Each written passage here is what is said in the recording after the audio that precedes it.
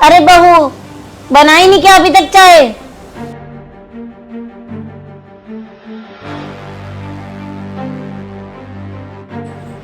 लो aunty जी चाय।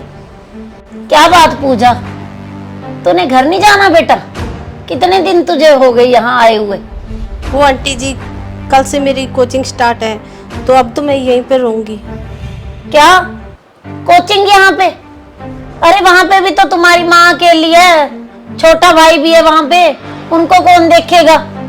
और वहां पे कौन सा अच्छे कॉलेज नहीं है? यहाँ पे क्या जरूरत थी पढ़ाई करने की? अब 6 महीने साल के यहीं पे बैठी रहेगी? ए ज्योति, बहू बात सुन। पूजा, तू जाके ना रसोई संभाल। वो मम्मी जी, मम्मी मैंने बोला था पूजा को तो वहीं पढ़ाई अपनी पूरी कर ले, पर आशु नहीं बोला तो यही रहने दे, पूजा यहीं पढ़ाई पूरी कर लेगी। ज्योति, मेरे घर ना कोई धर्मशाला नहीं है जो तेरी बहन यहीं पे रहेगी। हॉस्टल भी तो है शहर में, वहां रह के पढ़ाई कर ले। यहीं पे रहना जरूरी है क्या? पहले ही बहुत ज़्यादा खर्चा है, किताबों का, कॉलेज की फीस का, तो मेरी मम्मी पीजी का खर्चा नहीं उठा पाएंगे। अरे मेरी भोली बहू, यही तो मैं कहना चाहती हूँ कि जब तुम्हारे घर वालों की औकात नहीं है कॉलेज में पढ़ाने की, तो शादी करके फारिग करें काम। तुम्हारा तो वैसे भी खर्चा ही नहीं होता, गरीबी का ढोंग करते हो, 4 कपड़े टैची में डाल के दे दो और चलो, आसान है काम। तू अपने घर में क्यों आग लगा रही है उसकी वजह से? मम्मी आप ऐसे क्यों बोल रहे हो? वो मेरी छोटी बहन है।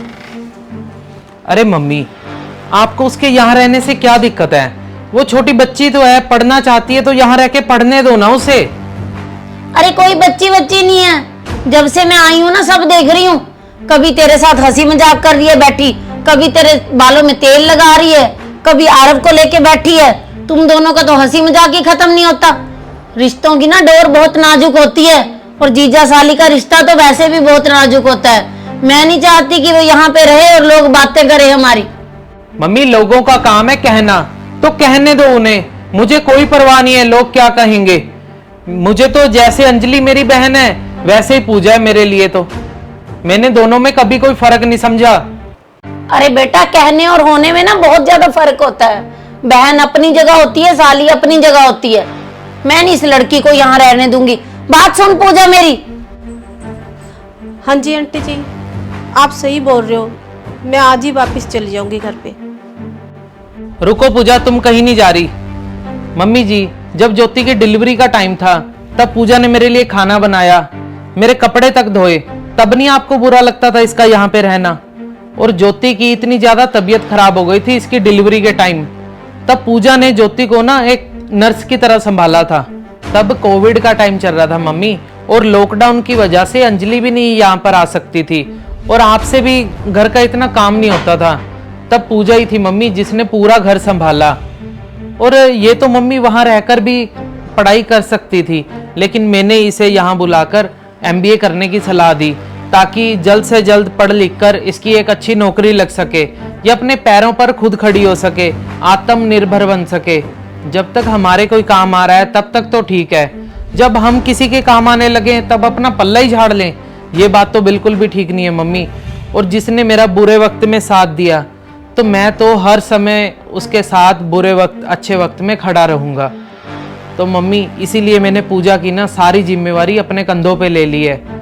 और हमने तो, ज्योति और मैंने तो ना ये सोच लिया है कि इसके बड़ा भाई होने के नाते ना इसका कन्यादान भी मैं ही करूँगा, ताकि हमारे पवित्र रिश्ते पर ना कोई भी उंगली ना उठा सके। हाँ बेटा, तू बिल्कुल सही कह रहा है। रिश्तों के बीच एक पतली सी डोर तो होती है विश्वास की, जिसे हमें विश्वास से ही मजबूत करना पड़ता है। बेटा मुझे माफ़ कर दे, मैं तुम्हारे बुरे वक्त में तुम्हारा साथ ना दे सकी, और अपनी छोटी सोच की वजह से तुम्हारे रिश्ते के ऊपर उंगली उठा रही हूँ। तो पूजा आपसे ना यहीं पे रहेगी, कहीं नहीं जाएगी बेटा।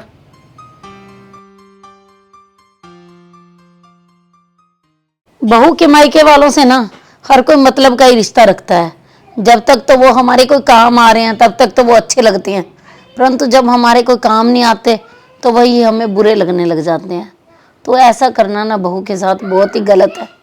जैसे हम अपने परिवार, अपनी फैमिली के साथ चलते हैं ना, वैसे ही बहू की फैमिली के साथ भी वैसा ही प्यार रखना चाहिए, क्योंकि बहू के ना बहुत सारे साल सास की मर्जी से ही चलते हैं, जब तक वो खुद सास नहीं बन जाती तब वो अपने मायके वालों के साथ आना जाना रख सकती है। वरना मेरे हिसाब से तो बहुत सारे घरों में यही होता है कि जिस घर में सास है ना, वहाँ पे बहू के मायके वालों की कोई कदर नहीं होती। तो आप सभी को हमारी ये छोटी सी स्टोरी कैसी लगी? अच्छी लगी तो इसे ज़्यादा से ज़्यादा शेयर ज़रूर कर देना। और जो नए लोग हमारी स्टोरी देख रहे हैं, ऐसी ही और स्टोरी देखने के लिए मनचंदा फैमिली व्लॉग और अंजलि मनचंदा को फॉलो कर लीजिए। बाय।